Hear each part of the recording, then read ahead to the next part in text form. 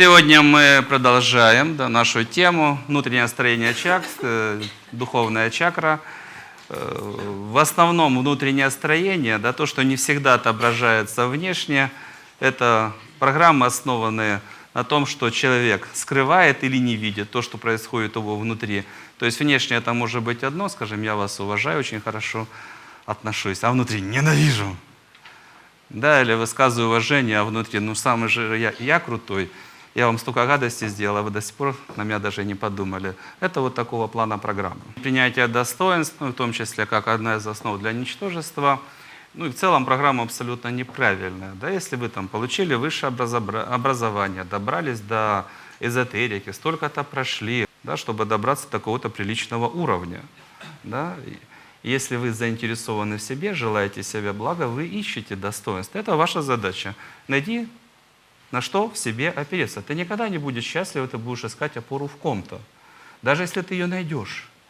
Но все-таки там столько-то минут в сутки, когда человек тебя может уделить, это не опора. Опора должна быть в тебе. Ты и покровительство высших сил. Если ты здесь не ищешь опору, ты всегда будешь неустойчив. Ты всегда будешь проседать. Опора должна быть в тебе. В том, что ты бессмертная душа, в твоих убеждениях, в твоих целях, в твоих действиях, да, в покровительстве богов. Если человек не ищет в себе достоинства, он не прав. Он разрушает в себе свет. Он не признает, что у него божественная природа, в которой изначально заложено очень много. Очень много всего хорошего. Если ты бессмертная душа, гордись, цени, уважай, раскрывай. Да, силовых – это отношение к себе, дальше отношение к окружающему миру, дальше управление собой. Следующая программа – защита и оправдание проблем. Собственно, что должно быть?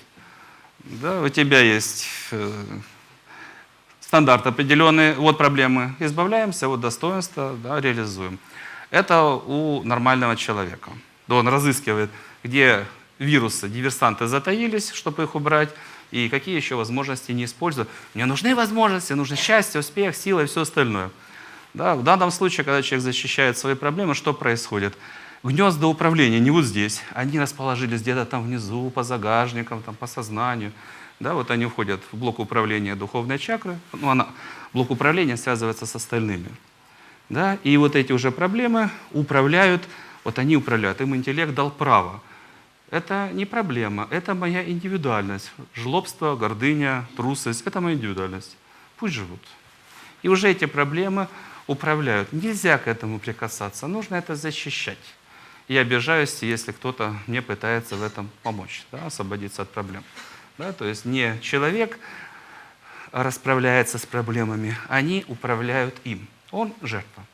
Он власть отдал проблему. Следующая программа – обособленность от Бога. То есть, когда ты принимаешь, что ты бессмертная душа, что за счет чего ты живешь? За счет того, что ты получаешь энергию. Да, сверху получаешь энергию, чакры твои набирают энергию, там капсула, дух, 30% энергии, которую ты получаешь. Да?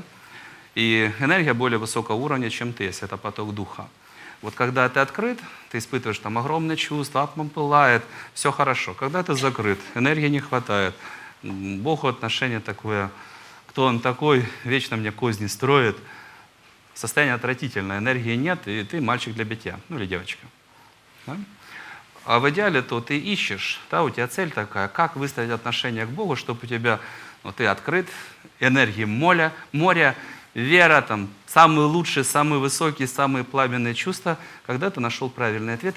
Нет, сначала вы определяетесь, вы хотите быть бедняжкой, вот ваша цель быть бедняжкой или вы постоянно растете, да, с каждым воплощением, задача подняться в этой жизни как можно выше. То ли вы себя приговорили, я бедняжка навсегда. То ли по притворству, то ли по убеждениям. Все равно бедняжка это неправильно. Вы должны быть растущей душой, постоянно растущей. Постоянно, чтобы благодарность росла, все хорошее росло, знания. Применять эти знания, действовать, сражаться за победу. Бедняжка это способ существования.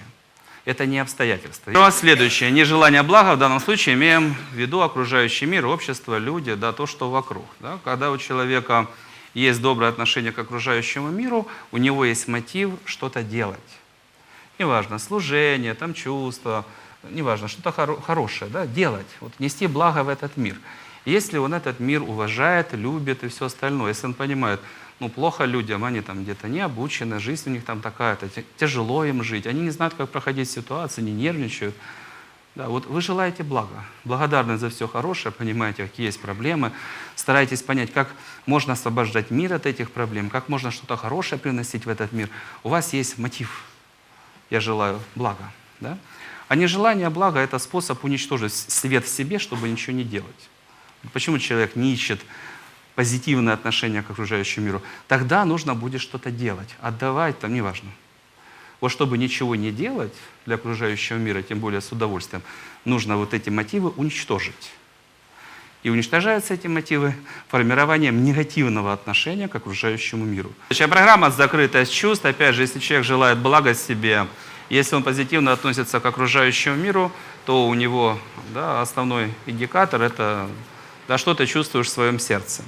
И если доброе отношение, любовь, благодарность, все остальное хорошее, вот оно, да, гаснет по какой-то причине, неважно по какой, нужно запускать поиск, что гасит свет в душе, от чего нужно освобождаться. Да? Задача – верни свет.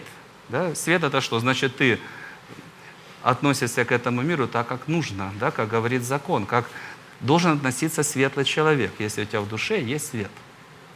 Да? Ты ищешь. Это благо для тебя, это возможность нести благо в этот мир, если у тебя есть светлые чувства.